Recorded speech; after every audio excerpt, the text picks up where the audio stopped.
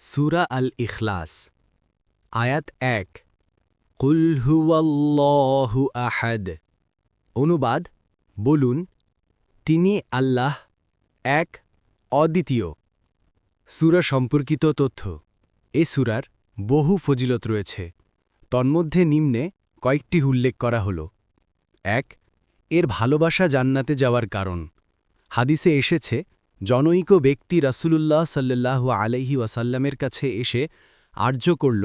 আমি এই সূরাটি খুব ভালোবাসি তিনি বললেন এর ভালোবাসা তোমাকে জান্নাতে দাখিল করবে মুসনাদে আহমদ ৩ থেকে ১৪১ এবং ১৫০ ২ এটি কুরআনের ১/৩ হাদিসে এসেছে একদা রাসূলুল্লাহ সাল্লাল্লাহু আলাইহি ওয়াসাল্লাম বললেন তোমরা সবাই একত্রিত হয়ে যাও আমি তোমাদেরকে কুরআনের ১/৩ শোনাব অতঃপর যাদের পক্ষে সম্ভব ছিল তারা একত্রিত হয়ে গেলে তিনি আগমন করলেন এবং সূরা ইখলাস পাঠ করে শোনালেন তিনি আরও বললেন এই সূরাটি কুরআনের ১/৩ সমান মুসলিম ৮১২ তিরমিজি ২৯০০ নাসাই ৭৮৫৫ এ অর্থে হাদিসের সংখ্যা অসংখ্য ৩ বিপদ আপদে উপকারী হাদিসে এসেছে রাসূলুল্লাহ সাল্লাল্লাহু আলাইহি ওয়াসাল্লাম বলেন যে ব্যক্তি সকাল বিকাল সূরা ইখলাস ফালাক ও নাস পাঠ করে তা তাকে বালা মুসিবত থেকে বাঁচিয়ে রাখার জন্যে যথেষ্ট হয় আবু দাউদ ৫০৮২ তিরমিজি ৩৫৭৫ নাসাই ৭৮৫২ ৪ ঘুমানোর আগে পড়ার উপর গুরুত্ব রাসূলুল্লাহ সাল্লাল্লাহু আলাইহি ওয়াসাল্লাম বলেন হে উকবা ইবনে আমের আমি কি তোমাকে এমন ৩টি উত্তম সূরা শিক্ষা দিব না যার মতো কিছু তোরাত ইনজিল জাবুর এবং কুরআনেও নাজিল হয়নি উকবা বললেন আমি বললাম অবশ্যই হ্যাঁ আল্লাহ আমাকে আপনার জন্য উৎসর্গ করুন উকবা বলেন তারপর রসুল আমাকে কুল হুয়াল্লাহু আহাদ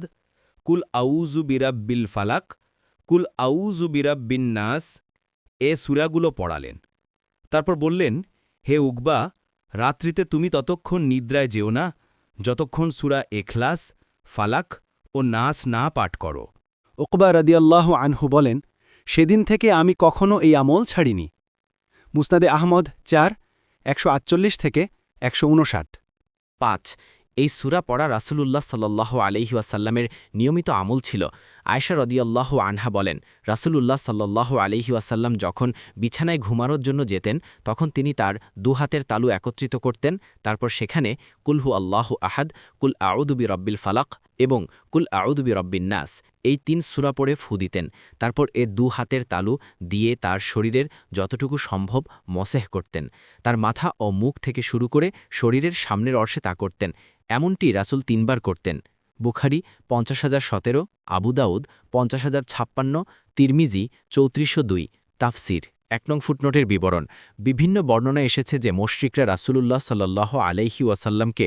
আল্লাহ তাআলার বংশপরিচয় জিজ্ঞেস করেছিল যার জবাবে এই সূরা নাজিল হয় তিরমিজি ৩৩৬৪ মুসনাদে আহমদ ৫/১৩৪ মুস্তাদরাকে হাকিম ২/৫৪০ কোনো বর্ণনা এসেছে মুশরিকরা আরও প্রশ্ন করেছিল আল্লাহ তাআলা কিসের তৈরি স্বর্ণ রৌপ্য অথবা অন্য কিছুর এর জবাবে সূরাটি অবতীর্ণ হয়েছে আস-সুনানুল কুবরা লিন-নাসাই ৬/৩৭০ তাবরানী আল মুজামুল আওসাত ৩/৯৬ মুস্তাদে আবিয়া আলা ৬/১৮৩ নং ৩৪৬৮ আদ-দিনাওয়ারি আল মুজালাসা ও জাওয়াহিরুল ইলম ৩/৫২৮ নং ১১৪৫